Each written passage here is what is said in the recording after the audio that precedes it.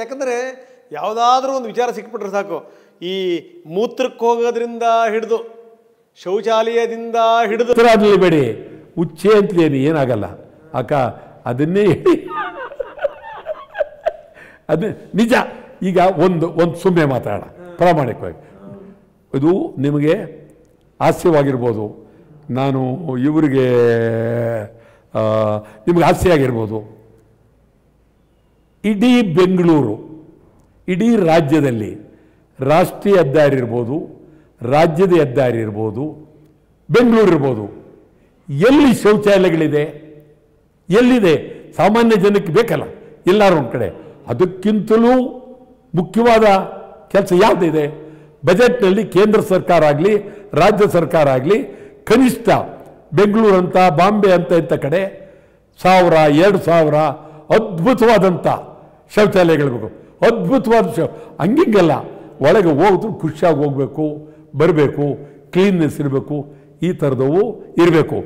ರಾಷ್ಟ್ರೀಯ ಹೆದ್ದಾರಿಗಳಲ್ಲಿ ಮಹಿಳೆಯರಿಗೆ ಬೇರೆ, ಪುರುಷರಿಗೆ ಇದು ಮಾಡಬೇಕು. ಸುಮ್ಮನೆ ಬಸ್ ಇಲ್ಲಿಂದ 300 ಕಿಲೋಮೀಟರ್ ಬಸ್ ಅಂದ್ಬಿಟ್ಟಿರ್ತಾರೆ ಮಹಿಳೆಯರು. ಏನು ಮಾಡಬೇಕು? ಎಲ್ಲಿ ನಿಲ್ಲಿಸ್ಬೇಕು ಬಸ್ನ? ಆಯಿತು, ಬಸ್ ನಿಲ್ಲಿಸ್ತಾ ಅಂತ ಇಟ್ಕೊಳ್ಳಿ, ಎಲ್ಲಿ ಹೋಗ್ಬೇಕು ಅವರು? ಇವೆಲ್ಲ ನಾವು ಸಾಮಾಜಿಕವಾಗಿ ಚಿಂತನೆ ಮಾಡಬೇಕಲ್ಲ. ಮಾಡಿದೆ ನನ್ನನ್ನು ಹಾಸ್ಯ ಮಾಡ್ಬೋದು, ವಾಟಾಳ ಇದೆ ಏನ್ರಿ ಇದು, ರಾಜಭವನ ಮುಂದೆ ಉಚ್ಚೆ ಹೋಯ್ತಿ ಅಂತ ಹೇಳ್ಬಿಡ್ಬೋದೇನ್ರಿ? ಅಯ್ಯಯ್ಯೋ, ರಾಜಭವನದ ಮುಂದೆ ಉಚ್ಚೆ ಹೋಯ್ತೀವಿ ಅಂದರೆ ದೇಶಕ್ಕೆಲ್ಲ ಗೊತ್ತಾಗೋದು. ಕಬ್ಬನ್ ಪಾರ್ಕ್ ಒಳಗೆ ಹೋಗಿ ಕೂತ್ಕೊಂಡ್ರೆ ಯಾರು ಕೇಳ್ತಾರೆ? ಕೂತ್ಕೊಳ್ಳೋದಿಲ್ಲ.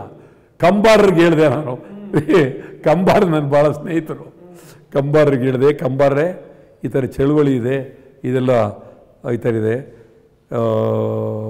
ರಾಜಭವನಕ್ಕೆ ಈ ಥರ ಉಚ್ಚೆಗೆ ಹೋಗ್ಬೇಕಾಗಿದೆ, ಇದೊಂದು ಚಳುವಳಿ. ಮೂತ್ರ ಅಂದರೆ ಅಷ್ಟು ಇದು ಬರಲ್ಲ, ಹೀಗೆ ಹೇಳಿದ್ರೆ ಅದಕ್ಕೊಂದು ಶಕ್ತಿ ಬರುತ್ತೆ ಅಂತಂದೆ. ಅದೊಂದಕ್ಕೆ ಬರಲ್ಲ, ನಾನು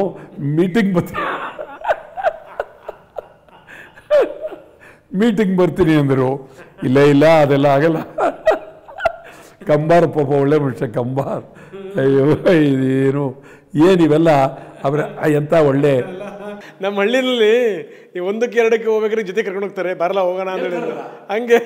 ಹಂಗೆ ನೀವು ಚಳುವಳಿಗೆ ಉಚ್ಚಕ್ಕೆ ಹೋಗೋಣ ಬಾ ಅಂತಂದ್ರೆ ಹೌದು. ಅವ್ರು ಕರೆದಾಗ ಇದು ಒಂದು ಇದಿದೆ, ಸೆಮಿನಾರ್ ಮಾತು ಇದೆ, ಮಾತುಕತೆ ಇದೆ.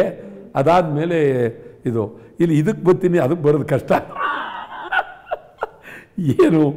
ಏನು ಒಂದು ಕಡೆಗೆ ಖುಷಿ ಆಗುತ್ತೆ, ಏನಪ್ಪ ವಾಟಾಳ್ ನಾಗರಾಜ್ ಇಷ್ಟೊಂದೆಲ್ಲ ಚಳುವಳಿ ಮಾಡ್ತಾರೆ, ಒಂದು ಕಡೆ ಖುಷಿ. ಇನ್ನೊಂದು ಕಡೆಗೆ ಜಾಸ್ತಿ ಆಯಿತು ಅಂತ ಅನ್ಸ್ಬಿಡುತ್ತೆ. ಎಲ್ಲದಕ್ಕೂ ನೀವು ಹೋರಾಟ ಮಾಡ್ಕೊಂಡು ಇಲ್ಲ ನೀವ್ಯಾರು ನನ್ನ ಕೇಳಕ್ಕೆ? ನೀವ್ಯಾರು ನನ್ನ ಕೇಳಕ್ಕೆ? ಯಾರು ನೀವ್ಯಾರು? ನನ್ನ ಇಷ್ಟ, ಹೋರಾಟ ಮಾಡೋದು ನನ್ನ ಹಕ್ಕು, ಕನ್ನಡ ಅಂತ ಹೇಳೋದು ನನ್ನ ಹಕ್ಕು. ಯಾಕೆ ಮಾಡ್ತೀರಿ ಅಂತಂದರೆ ನೀವ್ಯಾರು ನನ್ನ ಕೇಳಕ್ಕೆ? ಚೆನ್ನಾಗಿದೆ ಇದು. ಇಲ್ಲ